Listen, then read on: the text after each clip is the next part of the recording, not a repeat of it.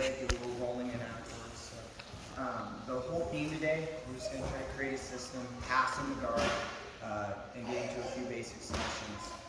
Just something that's in a straight line that everybody can take away, at least something from what we're going to be showing. So, taking away from a lot of the stuff that's already been shown, we're putting them flat on their back. So just remember this, if they're giving you a lot of trouble sitting up, hand fighting, remember to get them actually flat on their back, it's going to start at beating the hands first. So it's very easy to come in, grab feet, but again, in a perfect world, it will work, but most of the time guys are going to use that as an opportunity to grip you. So when I enter any sort of guard, I'm never letting him get the first grips and just wading in to shin, reverse de la hiva. Again, a lot of stuff Microsoft. Now, you make it very easy. You come in, I'm keeping my hips back, my legs back, and any sort of grip on his part is an overextension. So when he starts reaching, that's when the hand fight starts to begin, and I'm trying to push him and get him supine. Okay, simple. Now, we're going to be passing from open from here on out, and it's going to be from the same concept. We're trapping the shin. So all we're doing is we're establishing the shin-to-shin grip, and I want to use this to immobilize his hip. I want to keep his heel to his butt, and I want to make it really hard for him to race any easy reverse de la hivas, like we work in warm-ups, any outside de la hivas by pushing in and starting to flank to that side. So to start this, we're not going to just come in and take shots at getting shin to shin and then cutting our ankle. We're going to start at the feet, we're going to get them flat, and I'm going to work from the feet to the knee line. When we can get to the knee line, that's when we can effectively use this knee trap system. Does that make sense, guys? So, to do this, let's make sure we know what the grips are first. When I'm entering the guard, you can only really do 3 things. Now, we're going to cover 2 of them. So, first one, this is going to be the general theme for most of the seminar, and how a lot of people play, just in general, heels to butt. You see how he's kind of keeping his butterfly hooks in, he's keeping his shins framing, his forearms framing. Anytime I'm approaching a guard and the feet are below the knee line, we're going to use down blocks, right? I want to use my kind of C cups right here, and I want to block the ankles, and I want to make it very hard for him to extend and tangle into me. So Haven, once I start connecting, start to get to an inside guard of any kind. So once I'm here, I can keep a lot of pressure with this heel to butt pressure to where it makes it very easy to start cutting angles on. You guys see? Now once we can cut angles, now we can start circling back and we can start getting to where we want to go, into the knee. Alright, so for part 1, we're really focusing on this part, getting to the footwork, and then making the pass the easy part. So make sure they're flat. We're going to be pawing around, so bottom guard, you're not resisting to where they're not giving you anything accomplished. You're just being active. So you're coming in, your feet are kind of low. I'm going to pin. I get off to the side. I replace my first grip with my shin. I circle, and I start framing inside the hip. I'm going to curl this around, and from here on, I'm getting into my passing position. So I'm dropping my chest to my knee so I can maintain a slow squat as I pin this knee to the floor, and I drop right into the knee cut. You guys see where I'm at? Now, this is the #1 problem we have with knee cuts. This frame right here. You're going to want to drop and finish right here, but here's the thing. This frame only works if it's weight bearing, right? So if I drop and I go to cover, you can shrink out, take my base out, or what happens a lot of the time, you get so quick to try to cover upper body that you overload and you start going over the top. And then all those overhead sweeps come into play. So when we set up this knee cut, remember, I want to close this space. This is a space that he's capitalizing that escape on. So I want a tight waist, and I want to get to this first. Even if that means kind of backtracking and giving up a little bit of my knee cut. Now from here, you see how by giving a little bit of that room on my knee, I actually flattened his leg more. So this leg is pretty much out of the way. I'm going to drop right into this space, and now we're in the most important part. If I build back without walking my hips up, you see that gap right there? Really good guard players they're gonna catch you right in this spot. You already have an arm in, so especially in our schools, you give them free New Yorks, and then those turn into a lot of bad stuff a lot. So, as I land, the tight waist is what's keeping me connected hip to hip. So, Haven, you got a lot bigger arms than me. Push me off you. So from right here, my goal is to stay static. As he's pushing, I don't want to go into the power of the frames. I actually want to weaken the frames by going away from them. As I disengage the frames, there's nothing to push off of them. There's nothing to push off of them. That means these are useless. So walk back into the leg drag. Haven, just get your guard back. Go. I'm not really using any energy. I'm just staying connected with my chest pressure. And again, the key word static. See my right elbow, guys? If I can get my right knee and my right elbow connected, most of the time you won't be able to, but just the act of doing so gives me the tightest pressure possible. In order for him to escape, he needs one thing, right? Space. There's no space here. Haven, go. Really no effort on my part. Now, is there any questions on part one? Now, part one, this is set up. So this is going to be the harder part of what we're drilling. So we can spend most of the time kind of carving this out, getting used to that kind of left to right footwork. And then the finish that we're going to wrap this up with is going to be a little easier, so you don't have to think as much, and you can just kind of end the drill a little quicker. You can focus on the main part, setting up the footwork and the passing. All right, guys? Yeah. Questions? Yeah, good question. So you're checking the hip on the near side with your leg, right? Yeah. Once you pass, and then you're staying super tight. Are you grabbing underneath? Yes. So you're checking the hip. Yeah, I'm getting as far under him as I possibly can. Okay. The tighter, the better. And I'm not going to lock my hands because, again, I might not even be able to scoop under this hip. So that's why I'm just really emphasizing tight waisting, not body lock. So if tight waisting means to really keep this flat, like a bigger guy, maybe you can only get like a couple inches under his back. That's fine. If that means there's no space, that's as tight as it goes, it's still going to work. Haven's got a little more space, so I'm going to roll him up. Haven start to push off me. I can hold this position. I'm pushing through the underhook, and then now I walk back into the arm, and I can almost do it with no hands. And again. Yeah, and even if he does shrimp out, I can follow where he's going to be because I'm connected to his cells. So if he goes up, I feel when he goes up. If he goes out, I feel where he goes out. I'm connected. Good question. Let's put it together. We'll start flat. He's playing really flat right here. He's just going to paw at me with his feet until I can get a hold of him. I get out to the angle. One, and then I'm really keeping tension. So right here, it looks weak, but again, he has no room to pummel. Try to pummel. See, if you can't pummel it back, you get the tight waist, really push off my face, don't let me pass. Again, walking, thighs, shelving his thighs up on top of mine, and trying to connect knee to elbow.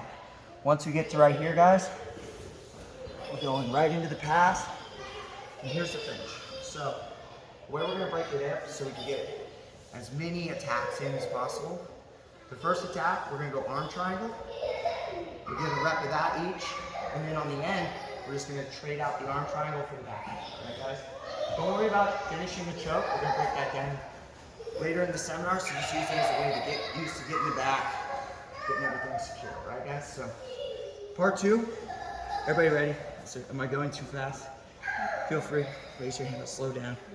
Just trying to get you guys as much info as possible. So, right here, the whole theme for part two in attacking is I want to separate his elbows. All right, guys? So, we're going to use our shins to staple, and we're going to staple inside first. All right, guys? So, to get this arm away from the body, we're going to have to take our time. So, remember, if he starts making progress on getting his guard back, don't be afraid to substitute going for this for going back a step to keep your position, all right?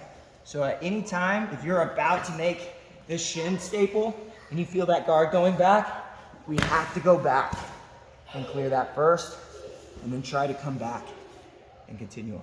All right, guys? So always keep that in the back of your mind. so that we don't give easy guard retentions, trying to stay on something that's not there. Now, all we're working on doing is just separating. So the easiest way to do this, guys, is just get some sort of grip on the elbow, and we're gonna use our knee, and we're just gonna slowly saw away. We're not going into their ribs, we're actually going into their arm. So I wanna push it away so I actually make progress. You're not gonna make progress hurting somebody, going into their ribs. You're just gonna make your life harder because you're gonna get more resistance, right? And you're gonna get more violent resistance. So again, it's not a rib ride. Keep that really tight. It's pulling the elbow away so I can actually pin it and I can actually continue on. Make sense, guys? You're gonna use this to separate. Makes it easy to close this hip. And now here's our arm triangle. He has nothing to block this side of the neck, so I can make sure this is nice and flush. And now from right here, we're gonna keep our place. All right, this is where we're gonna set our choke up. So I'm gonna tuck it right under his armpit, and then I'm gonna comb his hair for our chopping block. As soon as I make this connection, let's not wait here, this sucks. You good, Haven? Nice. Now, from right here, we have to move our hips together, right? So don't try to mount and keep the staple on the floor. You're gonna start electric chairing yourself. So what I'm gonna do is I'm gonna go knee on belly. I'm gonna align my staple to the mount. And now this mount is very easy. But let's do one thing. Don't drop all your weight into this knee. What I'm gonna do is I'm gonna be very light. As soon as I touch, I'm not gonna anchor here, I'm actually gonna slide up. So now, once he goes to push this leg, drop anything, I can curl this into the hip, bring him back down. Everything is still the same, as you guys can see with the arm triangle. And again, if you can't see, feel free. You stand up, you can get anywhere you need to. Now, from right here, guys, when we finish this, I want you to focus on two things. When we clear the head, clear the elbow with our head, I want to make sure, first off, when I go to finish, we're counting down, all right? In order to finish this, I need my head to the floor. So I want to look down toward my hands, and when I do this, the problem is any progress I start to make, I can't see it. So if he starts to hover hand and I start getting close to a submission, starts getting loud, especially in competition, you might not be hearing your coaches telling you to keep squeeze. This is how you make sure you get it every time. Just count down from 12. 11, 10, the hands up, 9, 8, and there we go, we get it finished. This is gonna do two things. It's gonna, one, calm you down, so you're not going 0 to 1,000, squeezing and then releasing, and then you both recovering. It's gonna ease your squeeze so you have more of like that anaconda sort of feel, which means your squeeze is gonna go much longer and at a slower burn. It's gonna choke them all the same. And if that's the case, it gives me plenty of time to keep onto it to where if I start getting to 0 for part 2, when we just add this back take by grabbing this gift wrap and using that kind of Kimura grip right there, it'll give you the perfect timing. So again, you're not, oh, I just gave up on that way too quick, or you held on to it way too long. Because again, when you get in competition, time sometimes gets away from us. So some matches feel like they go by in a second, some feel like they go by forever and ever. That'll help you kind of bring you back to 0. Ease into it. So finish the choke. So use the counting down, keeping everything nice and tight. And if I can't get the squeeze from mount, and for whatever reason I'm just not getting the tap, look at where your shoulder is. Can everybody see where the scramble logo is? Right there. That's what I want under his chin, all right? Should be acting like a rear naked choke. Just how we wrap around. So if you guys see, sometimes we start off a little too high from the mount. So you see I'm on Hayden's jaw right here? That's gonna affect your choke. So if I'm squeezing, you're squeezing mostly through his jaw, which is blocking the end result, right? So dismount and then watch the adjustment. We make sure we go below the chin, and then now I have room to make that adjustment by rolling, just like I'm using my shoulder like a rolling pin. Once I make connection to the neck, now I know I'm super tight.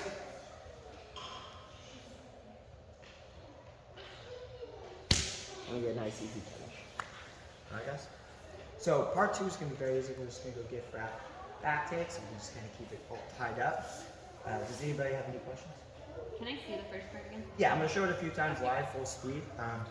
Just a good way to drill it. You can drill it however you want. You get sick of arm triangling each other, just start kicking the back because we're going to be going that way anyway. So, it's going to look like this. He's kind of poking and prodding. He's playing a real guard, but again, we're not like holding each other back. We're not resisting for too long.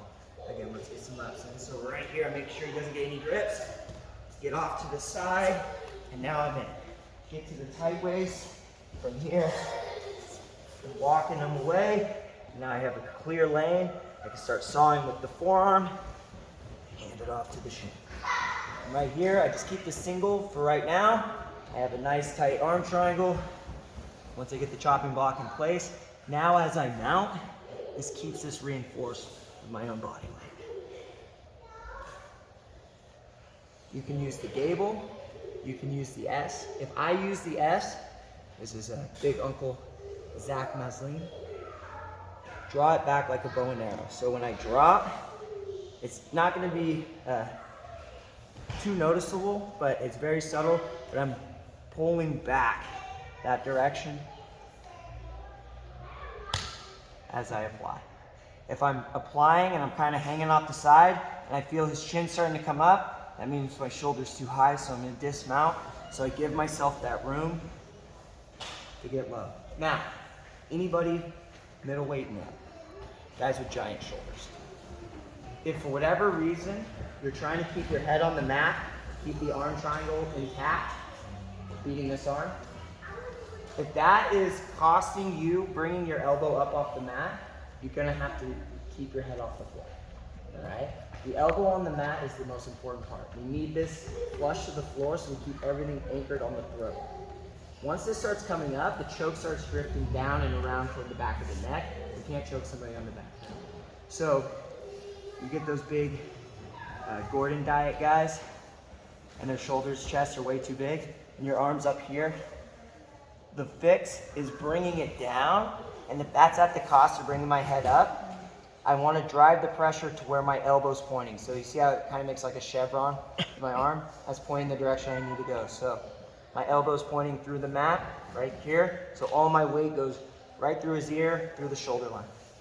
So bigger guys, that's how you can keep your elbow low and keep the choke on without giving up any sort of space there. I guess. So, or even, short arms too. You know, short arms, elbows start drifting up, that's fine.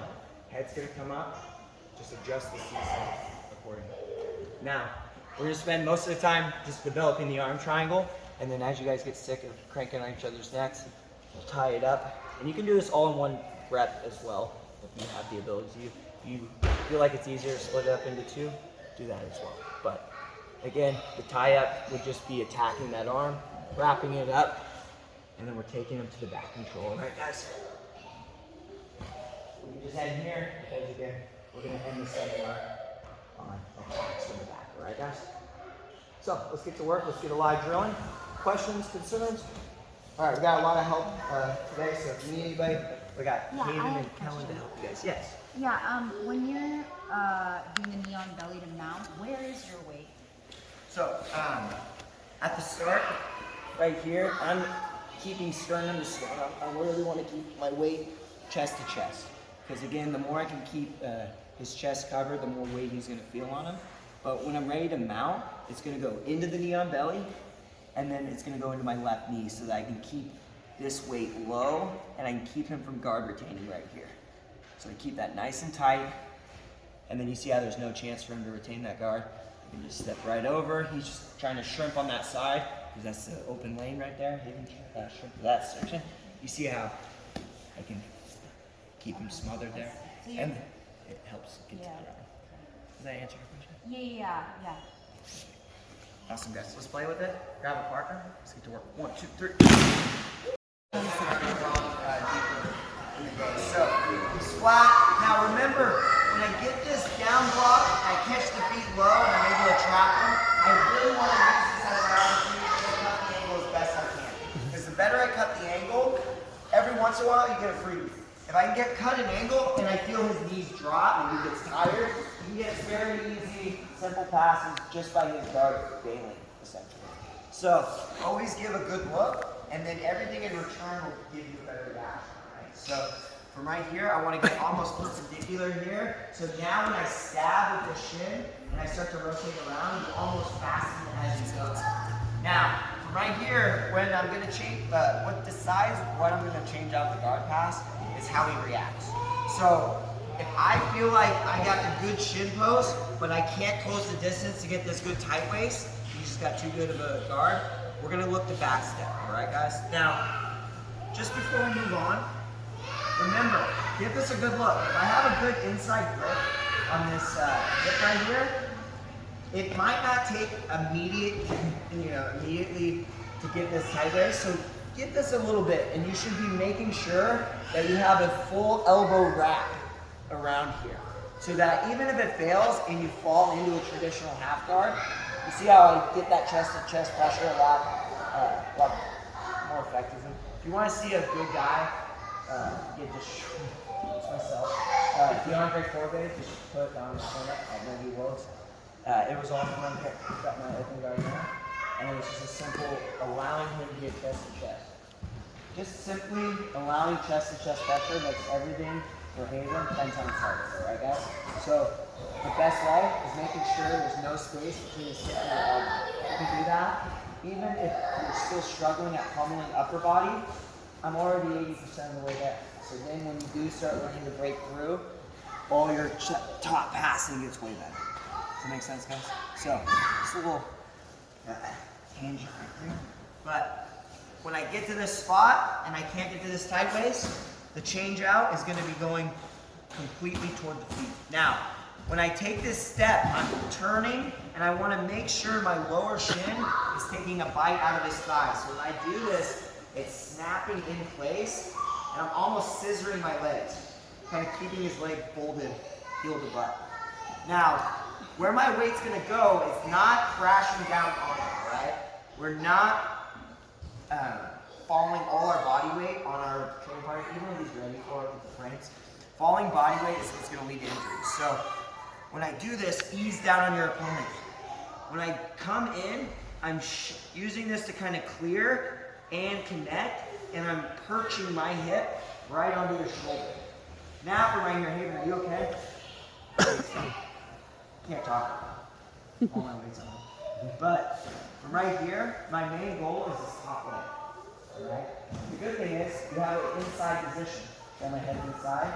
He can start to push off me.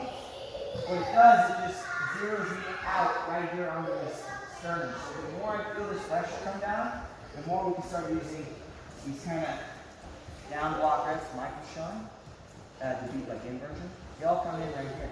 Just it's shorter distance, so it's going to work a little easier. You don't have to come from standing to kneeling. We're already there. So when we come around the corner, it's not going to be as tight there. So when I do this, it's one, I get this hand, and I'm using the same concept I was using before, where I was tight-waisting with my right arm, but since I'm facing the opposite direction, I want to establish my tight waist with my left. Because here's the thing, those stiff arms, they're not going away. Anytime I hit this pass, you're going to deal with the most annoying stiff arms of all time. The ones in your back. Now, anytime we play twister side, we always try to use our hips to cool those up and out of the way. Break through and finish, right? So you're getting that arm kick. But that's hard if you're small. We get guys with super good, strong arms. They lock the elbows out. These are the most annoying grips to deal with. So I use the tight waist just to keep that space closed. So one, I can just stay glued to him. So as he pushes on me, I can kind of push against him. Now, the way we're going to secure the pass is my head's going to anchor on the cross body hip. Now, no matter how hard he pushes on my back, he's not going to be able to clear me off of his belt line. Now, I drop my right knee in, and now he's going to face him and secure the same shin trap we were just working. Now, Heyman start to lock those arms out. See how they're pushing that direction? That's where the power is. It's going through his hands, right? So as I come back to turn in, my hips are going to rotate then from 6 to 3. So you see how I move his hands out of the way? From right here, I'm going to come back in, and I'm going to tight waist back, right elbow, and then I'm going to start working back, getting my right knee connected. Now we have that lane to come up. If you're having trouble separating the arms from right here, start threatening the mount, and as he starts to use the other arm, he can't keep the same amount of strength in both arms and push in the same direction. So he's always going to block the mount over the arm trap most of the time, and just use that to limit, all right? If he won't let you trap the arm, just take the free mount instead, all right, guys? But from here, for today, we're going to transfer this. So we're using our left leg to staple. We call this outside leg, inside leg. Now we're going to start transitioning to our inside leg stapling, freeing up this outside leg. Now, the number one issue you're going to have is the downtime between the staples. So we're not using it like a windshield wiper, like most people teach. What I want to do is I want to cross my legs first. So if I'm handing something off, can everybody see my left leg? I don't want an in-between where there's a chance he can limp arm out, especially in no-gi. It's just too slow. So if I do this, there's an in-between of 0 seconds. Because as soon as I replace, that arm or that other leg is already on top. And now from here, this is the number one most lost part of this drill. Right here, it looks like I have all the same staples as before, except look at where my weight is displaced. Not very good. I'm over his elbow. So don't continue on into the Kimura and into the armbar and back take. What I want you to do is take a second and secure the position. We're going to shelf the head. I'm not kneeing him in the side of the head. I'm replacing the mat with my thigh. Now when I sit down, if he's a wrestler and he tries to do those bridge escapes, the best white belt escape of all time, it doesn't work. It works with the head on the floor. Haven, bridge me off you. Now come back.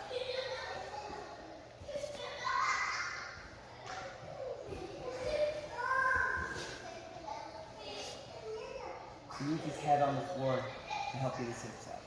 So by shelving the head, it's going to help us, one, isolate the Kimura right here in front of us. So when these T-Rex arms here, I can trap and get a good line on his wrist, and I can stop all those spasm movements by shelving his head. So no matter if he's jumping or not, it's still going to work. So even if they're the spazziest wrestler of all time, they're not just going to throw you off every single time. All right, guys? Is there any questions on that? Now, sorry, it's a lot, but it's more just explaining some of the gray areas you're going to find when you're drilling this live. This back step should be a lot easier because you guys are already moving really well. So now it's just changing course. We're starting in a straight line. Now we're just going to take a little back step. Still ending in the same spot, but going a little further.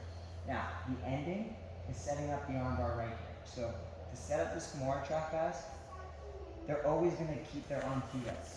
Every single time. Anytime an elbow is away from the body, you're going to submit them mostly. See? Right here, they give you the Americana, Kimura, straight arm lock, deep underhook and far spinning armbar. It's not where he wants to be. We all have trouble getting the elbow away. So the Kimura grip setup is a little weird. I'm not going to be able to grab traditionally here without giving up space. So I want to grab palm facing me like this. So I'm going to come up, I'm going to grab the wrist palm facing me. Very weak grip if you're thinking Kimuras, because it's not here on Kimura. What I'm going to do is I'm using this to get the foothold, and I'm going to rev.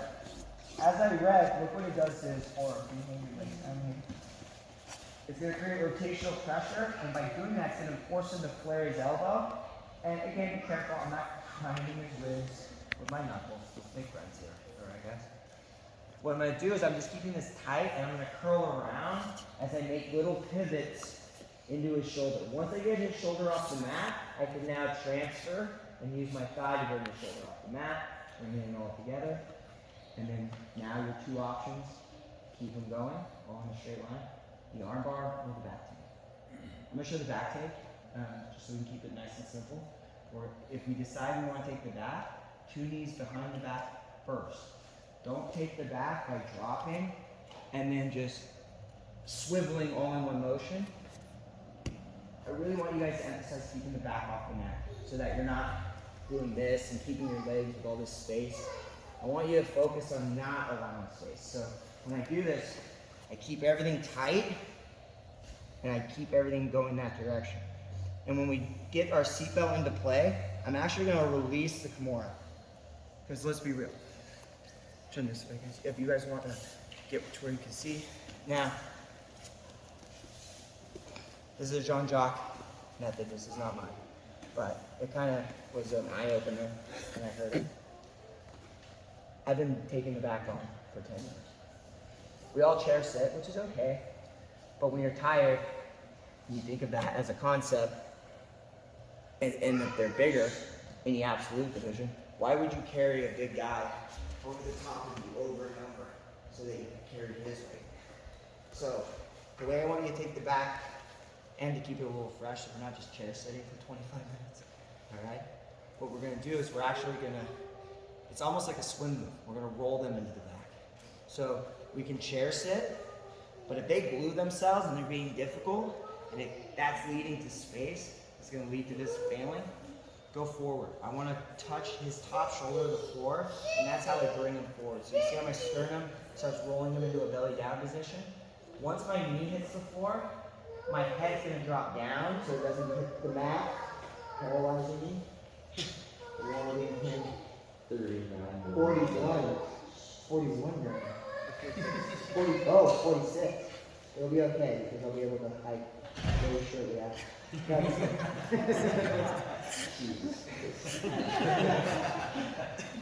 This is 3 years ago, guys.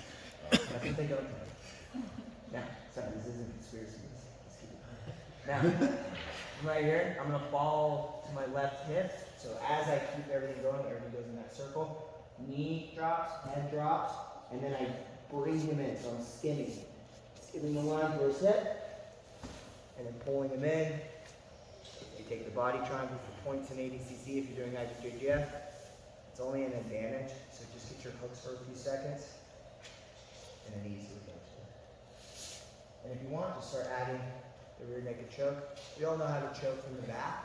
So again, don't worry about 17 different combinations of trapping and all these Japanese terminologies.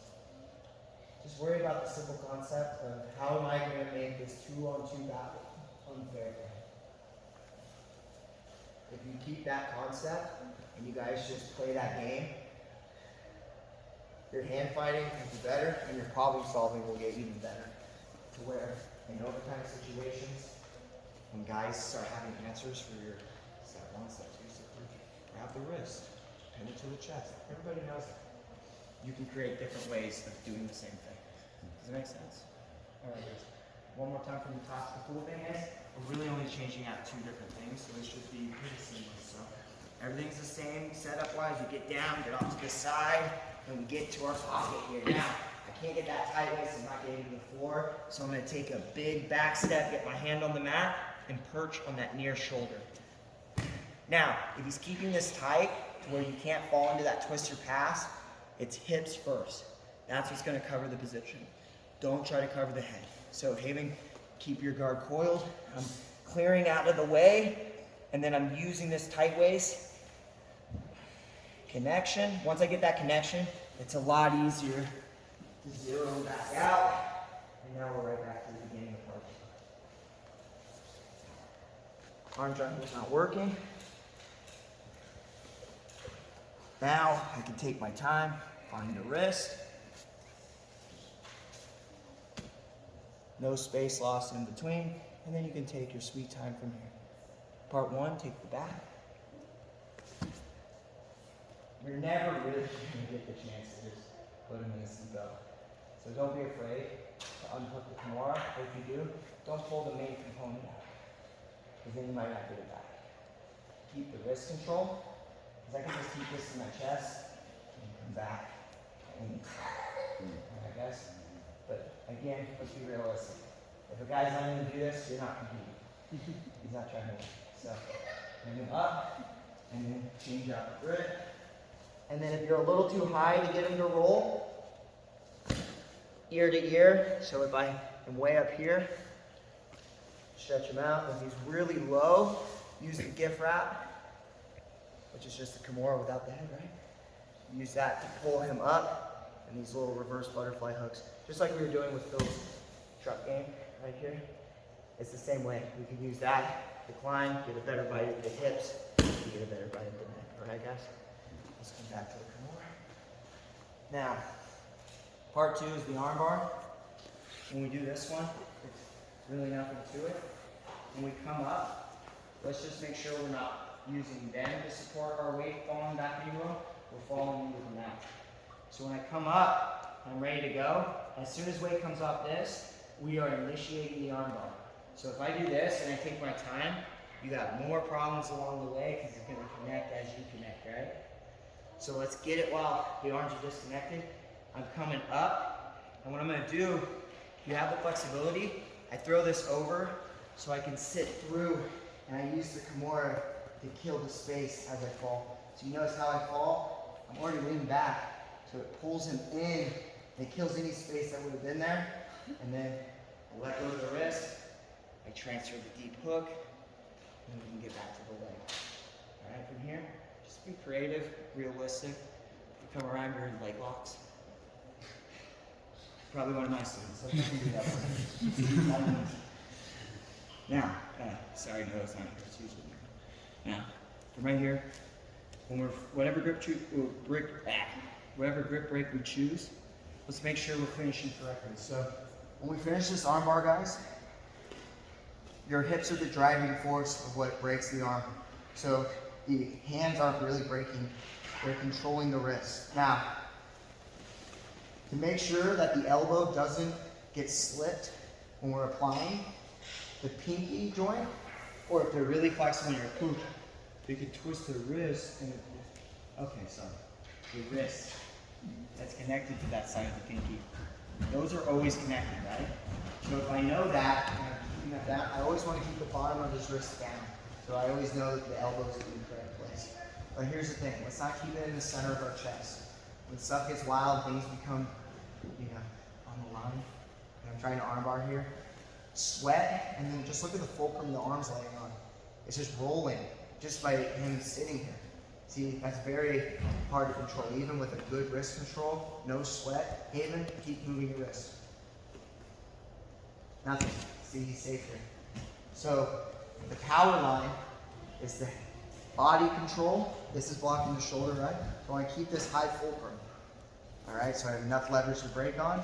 The elbow is going to go over that groove of the hip. So now try to rotate the elbow, Haven. See, way less give. Now here's the last part. It's a straight line so far, so don't fuck it up. Don't bring it back to the center of the chest. Now it goes back across, right? And then you see the corkscrew. Haven, corkscrew, connected. Top knee, top arm, hip, top armpit. Now, even with no leg control in the head, Haven, start moving any which way. You're tapping there. Tap. Keep going all the way up to the knees. I have 360 range of motion of finishing the arm bar. Go all the way through here. Again, keeping it in that groove. And keep that breaking pressure on. And all it is, it's not whatever grip break you're using. It's just lining everything up at the shot. So I'm not going here. I'm just lining up everything into this. I don't want to have this as the high fulcrum, because if I start bringing that up, you'll bench press that leg up, right? And then you can start stacking. So I just use this. And then good roll down. Does that mean this doesn't work? No. If the situation's calling for it, he turns into it. Sometimes guys get weird angles. I still have that same fulcrum. But just remember, if you bring this one up, chances lead to him stacking, which means you're going to have to take Troy bar angles or ways of bringing him back down, which is just more work in the air. So try to get it right the first time. All right, guys. And when we're drilling this, don't just glide over this and just got him. Hold him. Make him move around a little bit. We can take care of each other. We can get good drilling just by having him move a little bit. Maybe. Just try to get out of it, but let's just be smart with it. And just seeing how far I can take this. Just staying connected.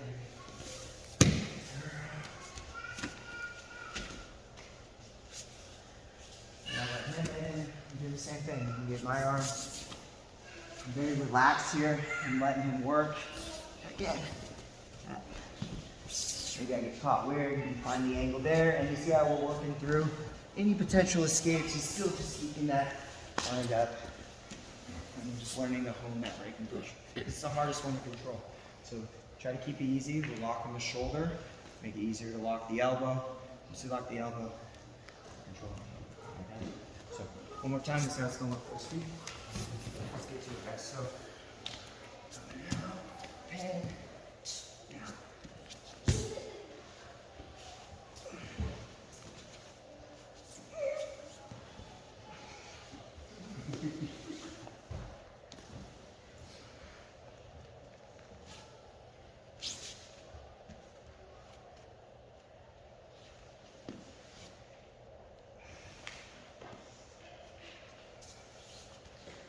You go up to here, you want to take the back.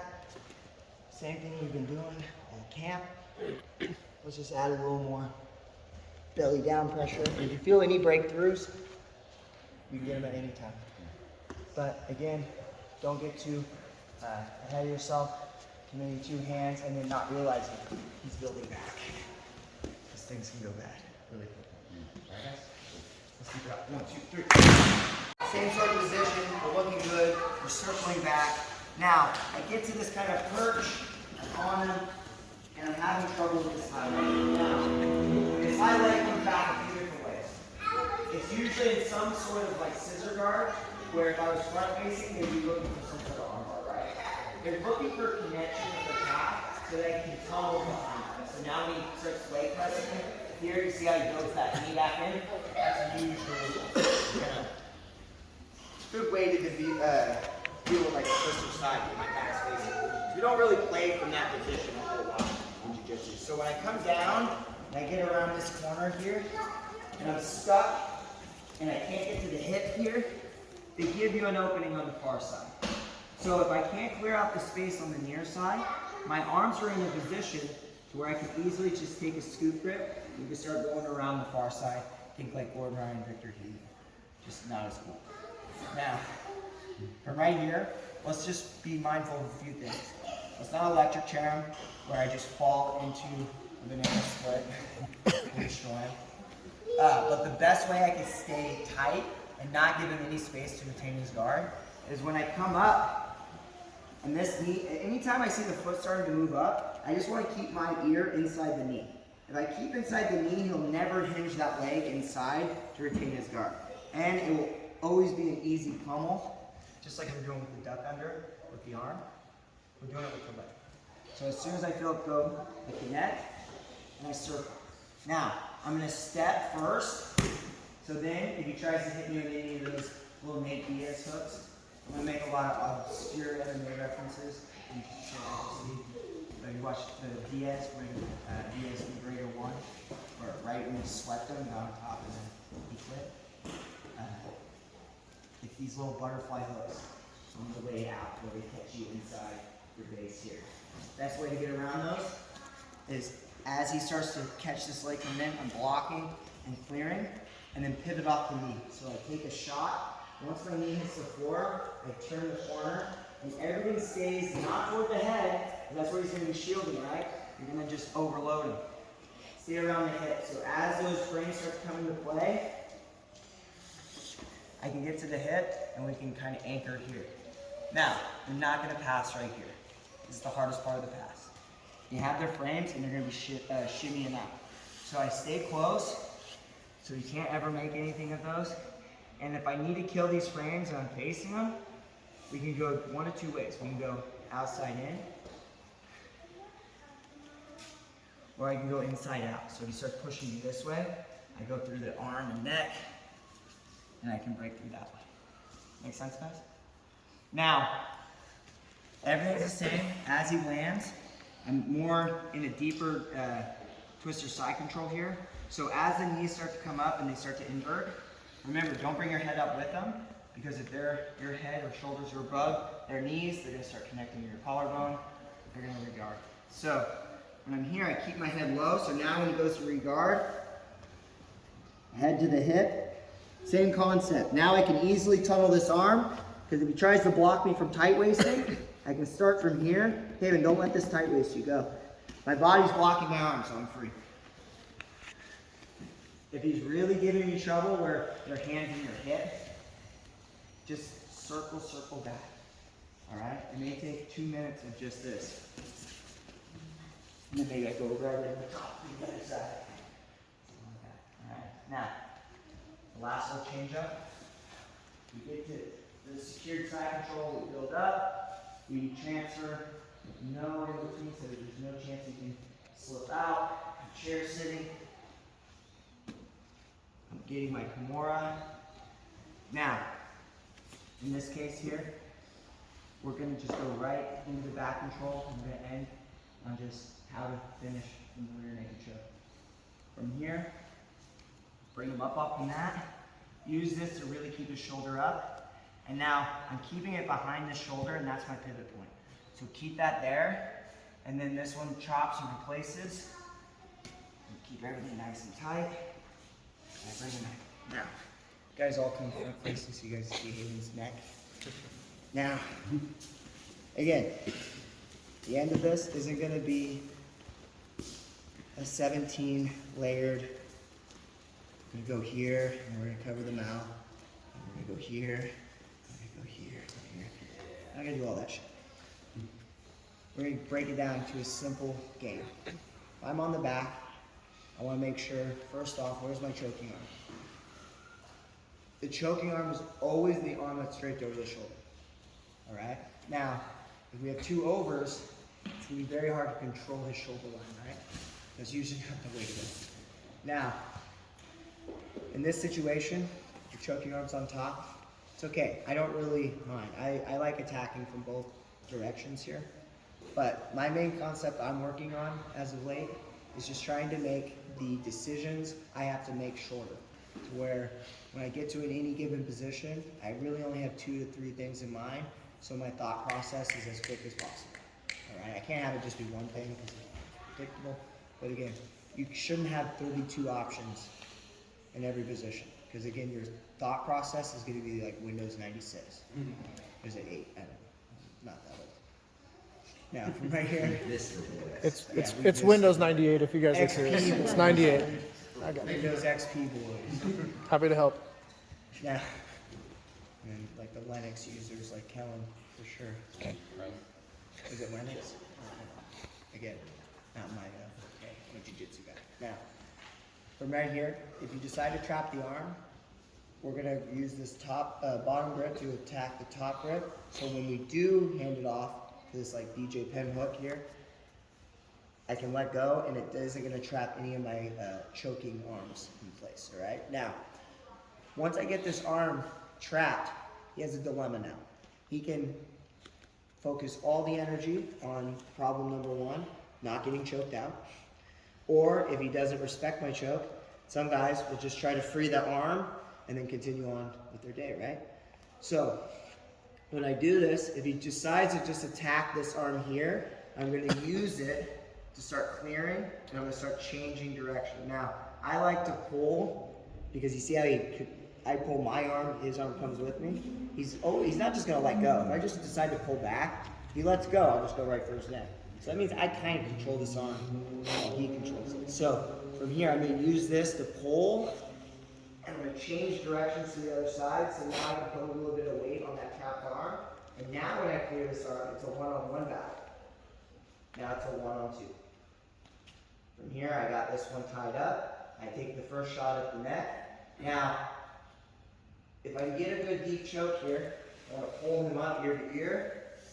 And now, when I do this, let's make sure that my elbow, the point of my elbow, is in line with his chin as much as I can.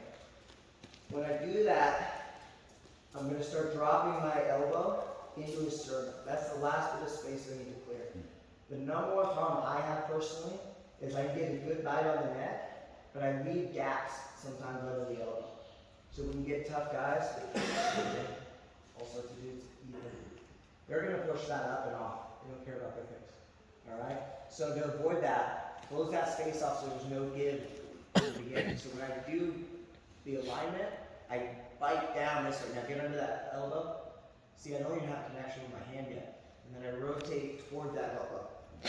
Now when I put everything together, the choke is almost empty. You guys see that? Now, if you trap this arm, and they're more worried about the other arm coming in, I'm gonna trap, and as that one comes out, to grab the choking arm.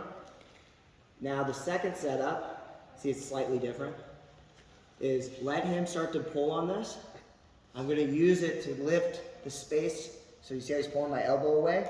That elbow pull leaves that gap for my other arm to shoot under, and then my head transfers, changing the direction, and now he's grabbing the wrong hand, so when he goes to switch, I draw back, and again, like I'm drawing back a bow and arrow. I'm going palm over palm, and I turn it into a butterfly. Like that. Butterfly effect. But no dogs were injured in the making of this. Another dark movie I brought. And then honing in on the choke, alright guys? Is there any questions? Concerns? Alright, so one more time. Let's add the duck under now. Everything's essentially the same, but let's just pause kind of on that perch. So I get off to the angle.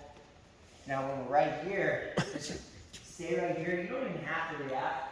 You want to just kind of keep the leg there. And then I'm just going to scoop and just practice on circles. So I pop my knee, circle, step, and turn. Now right here, give him a second to get the frame so you guys can work together. So then even the bottom guy's kind of working on his guard retention. Now as he starts to push here, drop your weight. You can go inside out or outside in. Get to the hip. Get the tight waist. Circle back. And then let's put it all together. Shelf the head. Get to the Kimura. Now, from right here, we just take him all the way to the back. Pull him up. You want to drop and swim. You can take him kind of steamrolling him, the Jean-Jacques method. You can chair sit him. What decides for them is if I try to initiate a chair sit and I feel any resistance, I take him the other way. From right here, I get to the trap and now the game begins. He's staying on this one. So I'm gonna fight, punch through. He starts to break that arm free. As it comes through, I can transfer. All right. The way I like to practice it, I always give the first look. I'll tap him with just the one hand. I'll let him get the hand grip. And then I'll end the rep by getting the follow up. And again, this is like a 40% battle where he knows he's losing at the end, but he's gonna give me a decent fight. So then I'm really working on the grip. Now, when you guys are in competition, you're right on the door of the finish, and you're right here. You see where my hands are almost connected, and you're starting to do the finger walk, right? Now, to start, watch Gordon. Anytime he begins connection to his second arm, he's getting his fingertips, and then he's gripping his bicep from there on. So the squeeze begins here. So I squeeze, and then as I wrap, that whole time I'm adjusting and coming into the choke, he's choking that entire time. So then there's no downtime of you not choking, and you're just trying to get the hand here. You can choke the entire time. From here, once the hand is beaten past the shoulder, I'm squeezing and I'm applying the choke. So that at any time that he gives up, it's just easier. Right, so whether he taps here, or full freedom rock with the wrists rocking up, nothing's gonna change my approach, right? So you shouldn't just be not flexing your arms because you're not in the perfect spot. Everything should be fastening to the perfect spot. So as soon as you get to here, I'm making any grip I can to close that space. All right, guys? Quick question. Yes. On that original choking hand, Yes. they got the 201, or the top one. There, you have it there. Are you flaring up your elbow to create the space to get that bottom arm? Yes, so grab my hand, Haven. So not too much, because if I start doing this, he's gonna bring that hand right into that space knowing something's coming. Sure. So I almost let him get a little bit of a give. So if I know I'm making the transfer, I actually almost give him a little wiggle room to where he thinks he's on his way out. And Nicky Rod does this a lot when he changes direction. He's so fucking gigantic, it makes sense. But when they start to hand fight and they start yanking, he just drops them into place. It's harder to time at the start, so I start right at my wrist. And then don't make a hand like this, because again, that's just more area you gotta cover. Make a blade hand. Don't do this, because things will start catching. Fingers like myself. So go here, go under, and then once you get that hand off, don't forget at the same time, the head circles. Because if my head's on the wrong side, you could have the deepest choke in the world. If you're a second late, you lost everything, and you're gonna have to reset and go back into the other door. Oh, there it is. All right. So again, it's just a constant changing direction until he decides which side he wants to give it to. Any questions on that one? And in the meantime, again, I didn't show a single technique on paper. So just simplifying the game will make it easier to find what technique you actually need to get better at choking from the back. Because it might not be your rear naked choke. It could be your head position. And you could be spending months squeezing and working on all these different little grips. And then the whole time, you just never move your head when you decide to switch like that. So, again, just trying to break it down. Alright, so, any questions, concerns? Alright, let's get a live draw and we'll just kind of fade into the roll work today, guys. Hope you had fun. If you have any questions, flag one of us down. Let's end strong, alright, guys? 1, 2, 3.